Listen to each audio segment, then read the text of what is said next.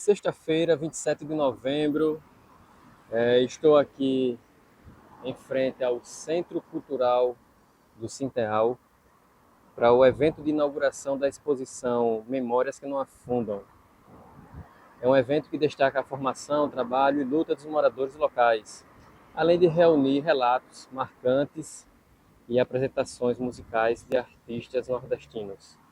A exposição digital Memórias que não afundam também estará disponível para quem quiser compartilhar e fazer parte dessa rede de memória viva.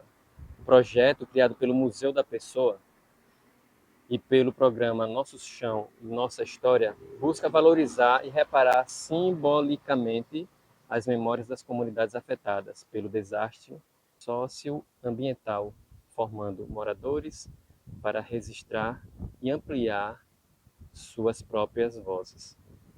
Então vamos lá conhecer um pouquinho mais desse evento. Aqui estamos no novo espaço cultural do Sinteal. E você vai entrando aqui, ó. Tem logo um banner aqui na entrada. E indo aqui direto.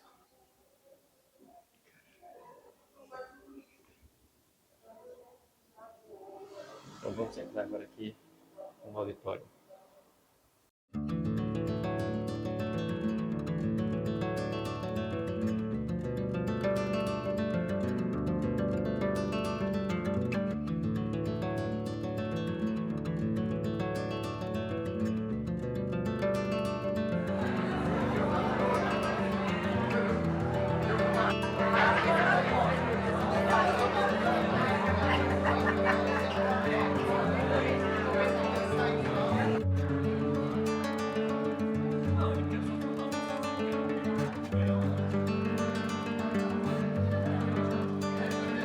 Pessoal, boa noite, tudo bem com vocês? Espero que vocês estejam bem.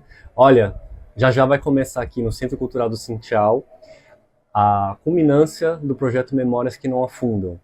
O que vai acontecer aqui hoje? Nós vamos celebrar a memória dos bairros atingidos através de um mini documentário que foi feito com muito carinho a partir de 15 entrevistas que nós fizemos no âmbito desse projeto.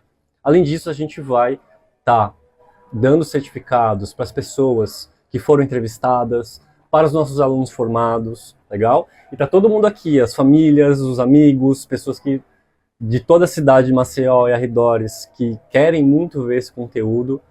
E é isso, vai ser uma noite linda onde a gente vai começar, né, uma grande trajetória onde essas 15 pessoas espero que deem lugar a milhares através do Conte Sua História, que é uma ferramenta que a gente vai ter numa exposição digital também desse projeto.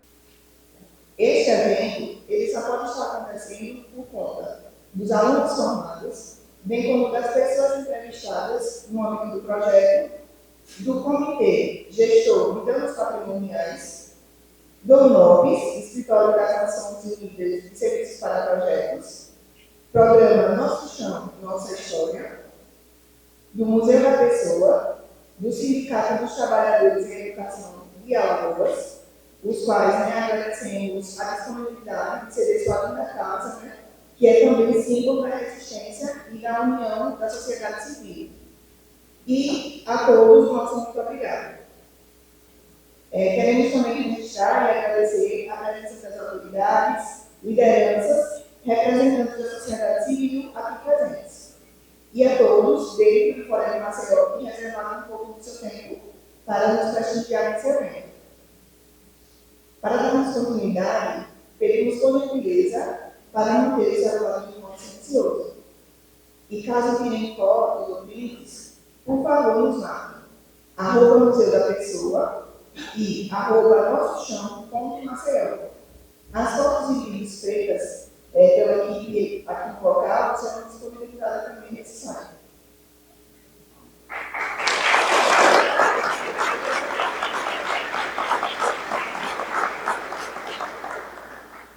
Boa noite, pessoal. O texto já me emocionou, já deixou tudo desde a apresentação. Mas esse é o momento que a gente quer agradecer a todos os envolvidos, do Museu da Pessoa, os alunos formandos, os que deram entrevista, as famílias que estão aqui, as pessoas atingidas pela mineração. Esse projeto é um sonho realizado do Comitê Gestor do nós, para que a reparação seja feita através das nossas memórias, para que nós possamos não deixar morrer nenhuma memória, para que a memória do desastre seja mantida e respeitada.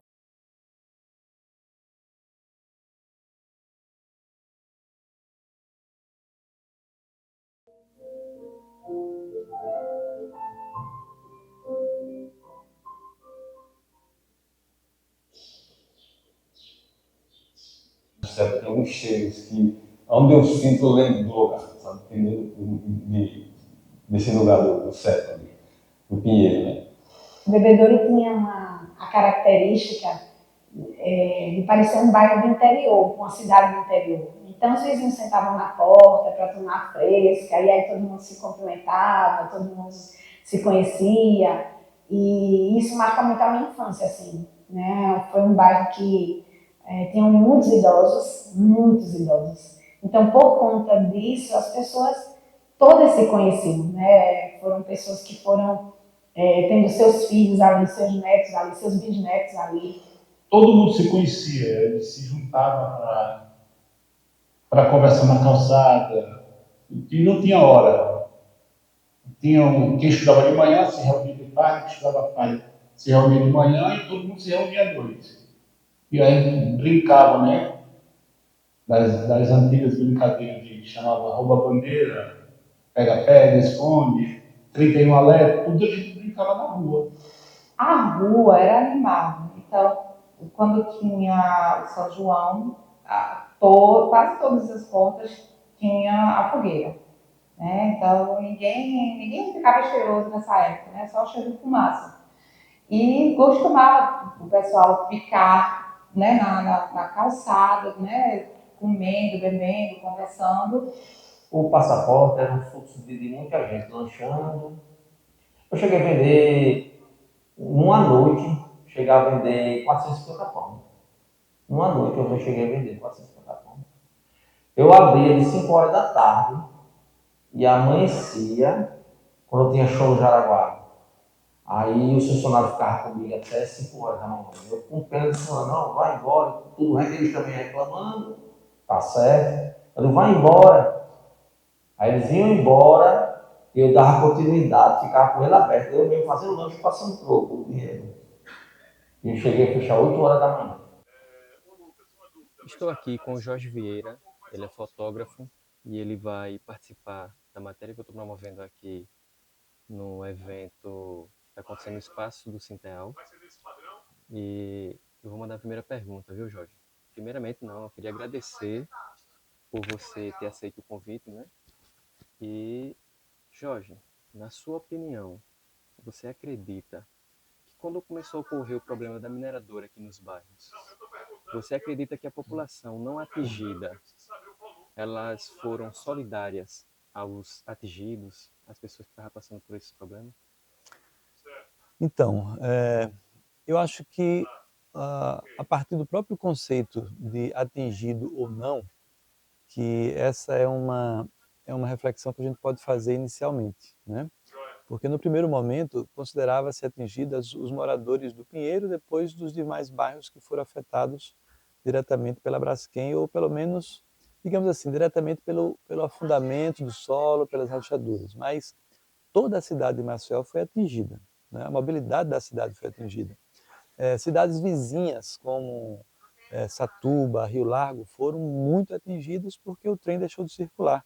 Como circulava antes, hoje ele leva apenas, no máximo, 10% do que levava antes de 2018. Então, a princípio, o próprio conceito de atingido ou não fez com que muitas pessoas não se sentissem envolvidas com a problemática.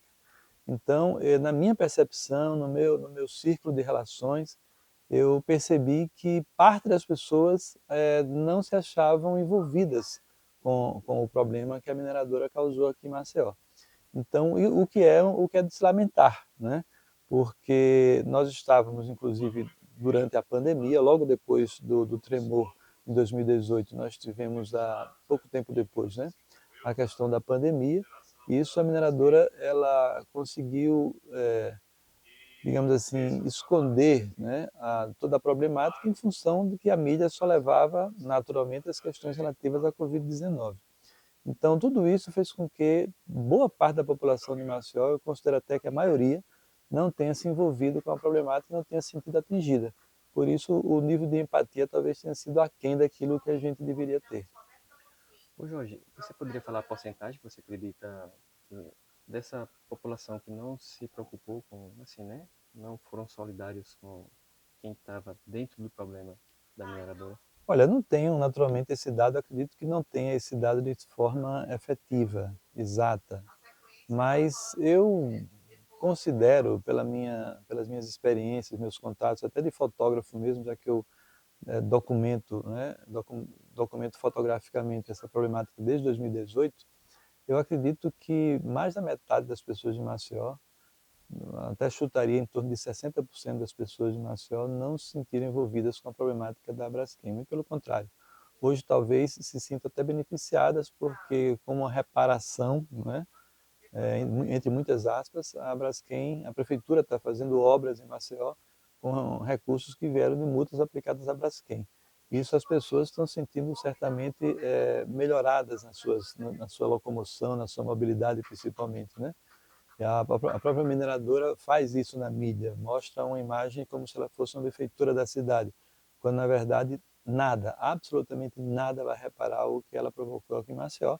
E eu tenho dito que Maceió é uma antes e outra depois de 2018, a partir do descobrimento mesmo do quão estava profundo e amplo e terrível essa mineração aqui em Maceió.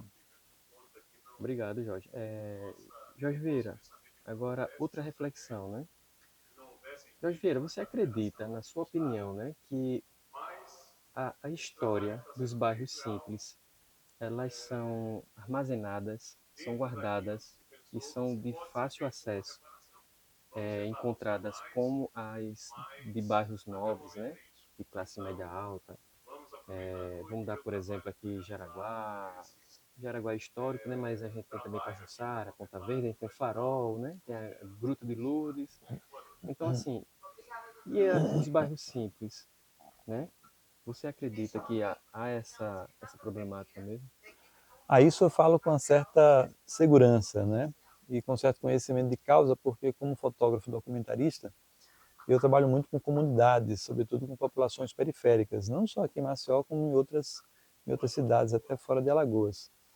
Então, o que há é uma invisibilidade, né, das comunidades periféricas. Isso é absolutamente notável, né? E, inclusive, tem dados sobre isso, né? A começar que as comunidades periféricas, sobretudo as favelas do Brasil, e aqui em Maceió não é diferente, em torno de 70% de sua população é negra. E a gente sabe que, historicamente, essa população vem da libertação das pessoas escravizadas que foram trazidas para o Brasil. Eles foram levados para as favelas, né, por uma questão mesmo de exclusão social. Então, por toda essa conjuntura, os bairros periféricos, as populações pobres, elas são invisibilizadas. O que sai geralmente na mídia, o que se conhece deles, são dados estatísticos, sobretudo quando a questão é segurança pública, né? Eu tenho feito trabalhos na periferia de Maceió com fotografia, tenho dado cursos, exatamente cursos de fotografia, exatamente visando que essas populações, elas próprias contem as suas histórias. Elas mesmas resistem às suas imagens, elas contem a história dessas populações pelo olhar de quem vive nelas e não pelo olhar forasteiro. Eu, por exemplo, que não vivo nessas comunidades, mas por uma questão de estudo, de empatia, de envolvimento, de entrega, de absoluta solidariedade, o meu olhar ainda é um tanto mais próximo do que aquelas pessoas que não têm nenhuma ligação com essas comunidades. Certamente, Ponta Verde aqui em Maceió, por exemplo, é muito mais documentada imageticamente por conta das questões de fotogenia da cidade, visando, sobretudo, o trade turístico, né? Maceió é vendida para pessoas de fora, quando se esquece, naturalmente, a administração, para as pessoas de dentro de Maceió, principalmente as pessoas que moram fora desse eixo litorâneo, né? Então, certamente, as comunidades periféricas, repetindo e concluindo, elas são invisibilizadas e não são documentadas devidamente, a não ser por elas próprias. Muito bom. Ô Jorge, você conhece a história de alguma comunidade simples assim, que seja de forma pública, né? Conheço algumas, De como eu alguns disse, locais, poderia dizer quais? Qual olha, local assim? principalmente as comunidades do Vergel e das Marisqueiras, né, das famílias das Marisqueiras. Eu trabalho com eles desde 2015, já fiz várias incursões, várias atividades com eles, não só cursos, formação em fotografia, como também já realizei exposições fotográficas a céu aberto nas comunidades de Marisqueiras do Vergel, exatamente para mostrar que eles podem se apropriar do conhecimento de fotografia para contar elas mesmas as suas histórias. Então eu tenho um trânsito relativo nessas comunidades. Ah, então você é um dos colaboradores, né, que ajuda a construção dessa história das comunidades simples, dessa comunidade simples no Vergel, não é isso? Eu tento oferecer para eles, para essas comunidades, aquilo que está ao meu alcance no sentido de dar o conhecimento de fotografia. Hoje a gente tem a facilidade de fazer fotografia com celular, né, com smartphone, e em geral, seja um modelo mais recente ou mais antigo, quase todo mundo tem esse celular. Eu encontro com muita facilidade esses aparelhos nessas comunidades também, apesar do poder aquisitivo ser muito limitado, mas enfim, se consegue ter. E a partir do conhecimento de fotografia que eu consigo passar para eles, eles conseguem, eles percebem que além de fazerem selfie, por exemplo, além de fazerem registros mais triviais do dia a dia, eles têm em mãos, através da câmera do celular, uma ferramenta absolutamente fantástica para contar as suas histórias. Eu tenho vários casos que eu poderia relatar e demonstrar e detalhar de pessoas, sobretudo jovens, e menos jovens também, até pessoas idosas, que tomaram esse conhecimento de fotografia e hoje elas contam as histórias das comunidades em que elas vivem. Estou aqui com o Júnior Core, ele vai participar também da matéria que eu estou realizando aqui no Espaço Cultural do Sinteal.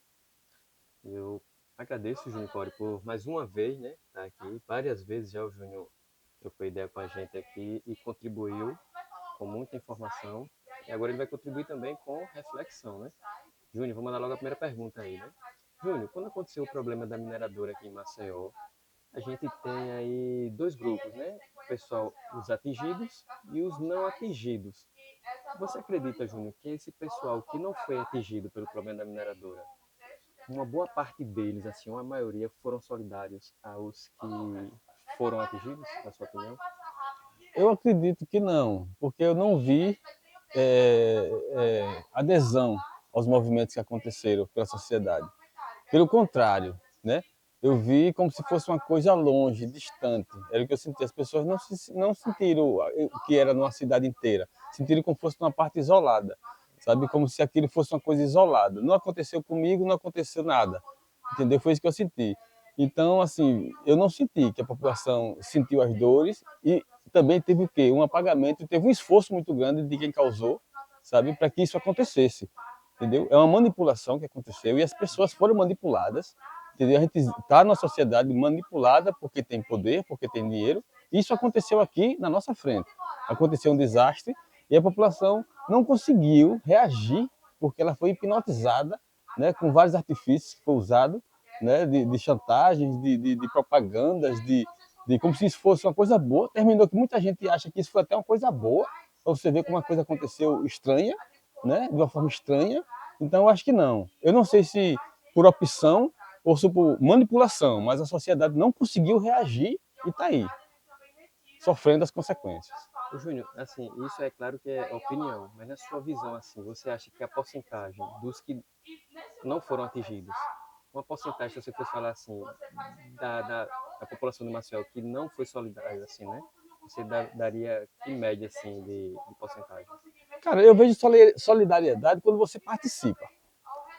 Solidariedade de dizer, ah, que pena, ah, que ruim, sabe, cara, não é solidariedade, Vou só sabe? postar em coisas Sabe? Eu, senão, ah, que rapaz, que sofrimento, tá? Mas quando tem uma ação, tem um movimento, você, pelo contrário, você diz, ah, aquele maluco que me atrapalhou na pista, sabe? Tal, você não participa, entendeu? Então você ser solidário atrás de uma telinha, sabe? Sem você realmente participar dos movimentos que aconteceram, sem você realmente agir ou reagir, é uma solidariedade, assim, morta, sabe? É uma solidariedade sem, sem substância, sem constância, sei lá, sem nem dizer. É tão vazio Isso, que mas me dá a faltam as entender, pô. palavras, porque é uma solidariedade sem conteúdo, sabe? É uma coisa sem emoção, é uma solidariedade, até o nome é complicado, mas é uma coisa que eu não vi. Eu não vejo muito, eu vejo sim, de muita fala. Neguinho fala ali, fala acolá, mas não vê nenhuma ação. Você não vê quando tem um movimento, até esvaziou. Rapidamente esvaziou os movimentos que tinham sobre essa situação aqui na cidade. Entendeu? Por que esvaziou? Porque a cidade não sentiu a dor. A cidade tomou um anestesiário, entendeu? Aplicaram uma injeção e a cidade ficou anestesiada. Aí a gente está passando nisso, velho, como se nada tivesse acontecido. Muita gente. Se falando em porcentagem, sabe? Falando em números assim, cara, não sei nem falar, mas se eu vou botar numa escala, sabe, de 100, 5% no máximo, sabe? Eu acho que foi pessoas que realmente não foram atingidas, mas sentiram a dor das outras. Eu acho que uns 5%, cara, que eu percebi assim, né? Verdade. Infelizmente, né, Júnior, esse número aí. Infelizmente. Ô, Júnior Core, agora eu vou fazer a segunda pergunta. Na sua opinião, Júnior Core, você acredita que as histórias dos bairros simples, comunidades simples, elas são armazenadas das mesmas formas que os bairros nobres, classe média alta? Olha, cara, até as histórias dos bairros, elas são apagadas também, porque quem registra nos bairros pobres é a própria população, entendeu? É alguém que viveu, que morou, que escreve um livro, sabe, que faz um documentário, sabe, como você fez um documentário, né? Tem documentário sobre a Gruta do Padre, que é um local muito importante aqui no Pinheiro, no Farol, na região toda, entre Pinheiro e Farol, ela ficava ali, né? E que, por conta de um documentário, eu fiquei sabendo, né? Que quem fez o documentário? O próprio morador, não foi o poder público, sabe? Não foi os órgãos públicos que levantaram, que botaram essa história em evidência. Não, foi o próprio morador. Se ele não faz isso, ele tinha apagado, tinha sumido, entendeu? Então, assim, você ouve falar nos Sete Coqueiros, né?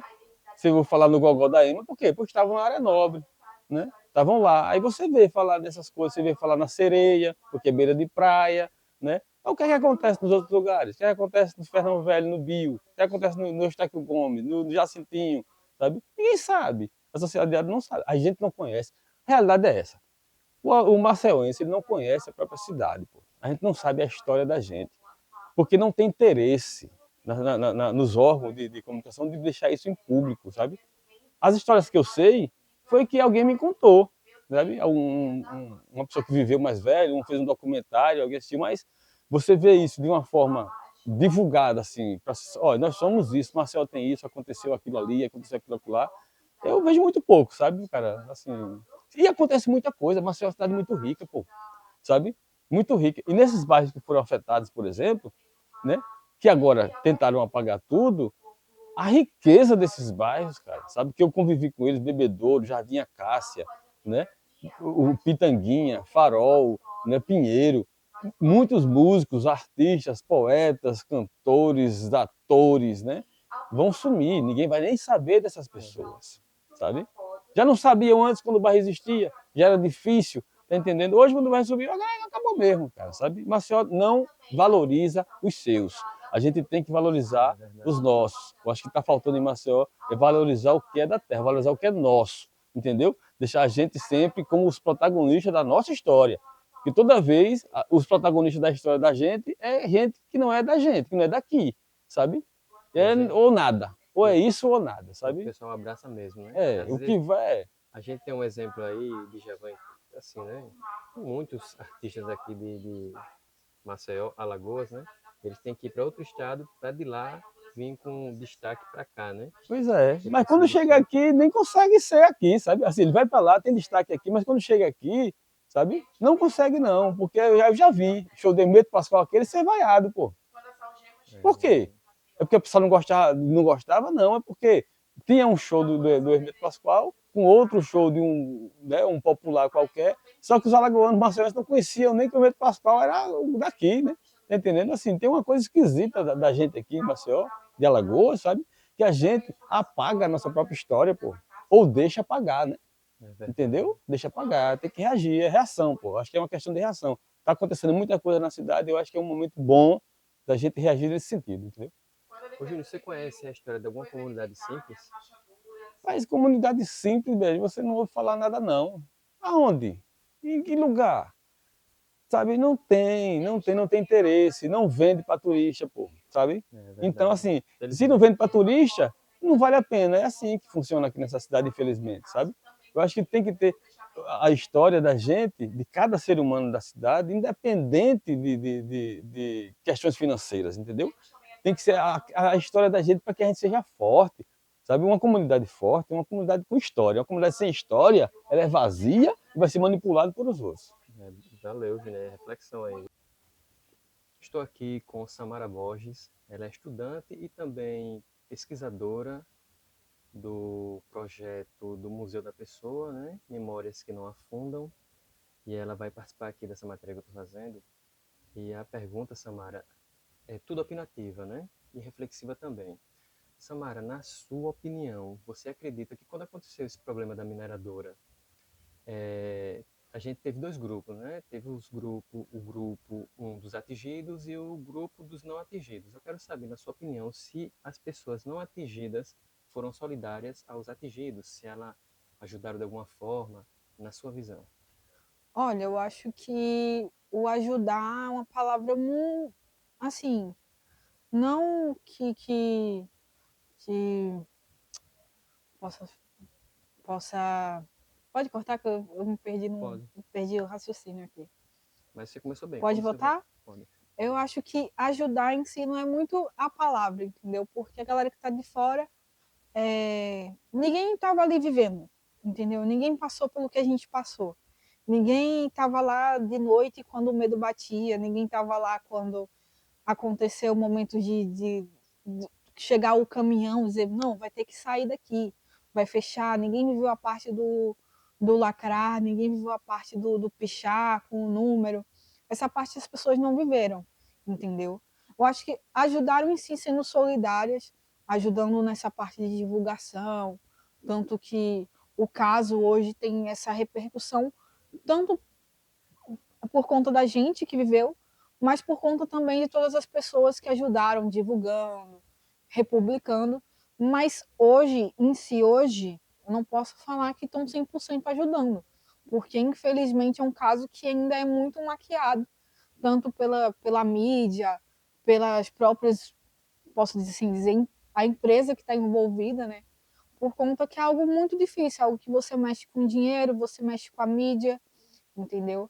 Então, hoje é muito fácil as pessoas olharem para a gente, olharem para todo mundo que viveu, pensar, nossa, que pessoas, o que essas pessoas ainda estão reclamando, né? Receberam dinheiro, umas conseguiram comprar casa, comprar carro, mas elas não entendem a nossa dor, entendeu? Não é sim o material, mas o material também, mas principalmente o emocional, entendeu? Vidas não vão mais voltar, foi tirado da gente também tanta coisa, foi nos tirado o direito do luto, o direito de viver com as mesmas pessoas, entendeu? O direito de se adaptar aos novos lugares, porque eu tiro comigo, eu posso me mudar, viver em 100 bairros diferentes, mas eu ainda assim vou continuar eternamente com a esperança das pessoas chegarem e me dizer, vamos voltar? Vamos voltar para o Pinheiro? Vamos pegar as coisas? Vamos voltar? Fica totalmente esse sentimento de eu nunca vou me adaptar em lugar nenhum, entendeu? Então acho que o ajudar existe, só que ele nunca vai ser suficiente, infelizmente. Samara, e se você fosse pegar em porcentagem, né? De 0 a 100, né? Uma porcentagem de 100%, assim, na sua visão, desses que não foram atingidos, mas que ajudaram, você daria que porcentagem? Eu acho que 65%. Então você acredita que 65% das pessoas não atingidas aqui em Maceió, na nossa capital, foram solidárias aos atingidos? Sim, eu acho que sim. Pronto, agora vamos para a segunda pergunta. Samara, na sua opinião, você acredita que as histórias dos bairros simples, comunidades, elas são registradas das mesmas formas dos bairros nobres? Sim ou não? E por quê? Eu acho que não. Eu acho Até um exemplo muito é a situação do Pinheiro. Claro que o Pinheiro tinha as suas partes mais pobres, né? Mas é algo totalmente diferente. Se você for comparar com o Mutange, por exemplo, principalmente, você não tem o mesmo registro histórico, você não tem totalmente certeza de como foi a história do bairro, entendeu? Tanto que o Mutange hoje está sendo apagado. Você procura no Maps, você procura as histórias, mas hoje você não tem nada totalmente registrado, entendeu? Ao contrário do Pinheiro. Claro que existe como tudo que é história, né? Você não consegue ter totalmente tudo documentado, escrito, mas a diferença entre um e o outro acaba sendo até gritante, assim. Samara, você conhece alguma comunidade simples com a história registrada? Você poderia dar um exemplo assim, sim ou não, né? E se você conhece, você poderia falar assim: eu conheço a história desse local simples aqui. Eu acho que, como historiadora, acho que eu posso falar as pessoas da Gruta do Padre, né? Acho que não poder deixar de falar, que tem as suas histórias inusitadas. Acaba sendo até poucas pessoas, que eu acho que até poucas pessoas acabam se identificando, dizendo, levantando a mão, dizendo, nossa, eu fui da Gruta do Padre. Acaba sendo algo bem restrito, mas quando você acaba conhecendo essas pessoas, acaba sendo inevitável você conhecer as histórias que rodaram aquele bairro, né? Rodearam aquele bairro. Mas você conhece a história da Gruta do Padre por outras pessoas, não nos meios oficiais, em bibliotecas, em espaços de história, assim não, não é isso? Isso mesmo, por outras pessoas, história boca a boca. Estou aqui com Pedro Henrique, ele é músico, e ele vai participar também da matéria que eu estou elaborando aqui no encerramento do evento do Museu da Pessoa. Pedro, muito obrigado por ter aceito o convite. A primeira pergunta, Pedro, é se, na sua opinião,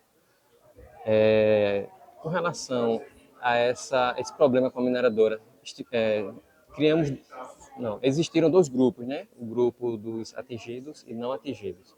O pessoal que não foi atingido, na sua opinião, eles foram solidários com as pessoas atingidas? De que forma? É uma pergunta complicada, né, velho? Porque eu não sei o quanto de pessoas que tiveram assim, que se solidarizaram, assim, sabe? Eu sei que depois disso teve uma ruptura aqui na cidade de uma forma geral e ficou muito dividido. Pessoas que acharam que, tipo assim, ah, não, quem recebeu saiu bem porque recebeu dinheiro, né? E outras pessoas que entenderam realmente qual foi o caso. Geralmente, quem entendeu eram as pessoas que passaram pelo sofrimento. Quem não teve essa questão, assim, eu preferiu não ver esse sofrimento, assim, se passou, resolveu passar por cima do próprio sofrimento, resolveu tratar como se não fosse nada, né? Não se solidarizou, assim. Então, acho que ficou dividido, assim, não sei quanto para cada lado, mas dividiu-se a opinião de que não existia, né? Interessante, Pedro. Pedro, a segunda pergunta. Pedro, você acha que as histórias das comunidades simples, elas são armazenadas, guardadas das mesmas formas dos bairros nobres? Não, com certeza não, assim, sabe? Eu acho que, na verdade, rico nem tem, assim, sabe, essa coisa que a gente tem, assim, mais popular, né? É o que a gente tem nos bairros pobres, a gente tem cultura, a gente tem vida, a gente tem religião, a gente tem música, a gente tem... É muito mais rico do que um bairro do rico, de alguma coisa. Então, ele nem tem história para contar, assim, na verdade, né? O bairro da galera que ganha menos, geralmente é mais rico. Porque se a gente não tem dinheiro, a gente inventa outras coisas para ser feliz e é isso que me alegra principalmente, né? Eu sou da cultura popular, né? Enquanto músico, a minha vertente sempre foi cultura popular por causa disso, assim. Eu acho que vai além da música, vai a convivência, a riqueza. Então, não, eu acho que o bairro pobre é mais rico, tem mais história para contar.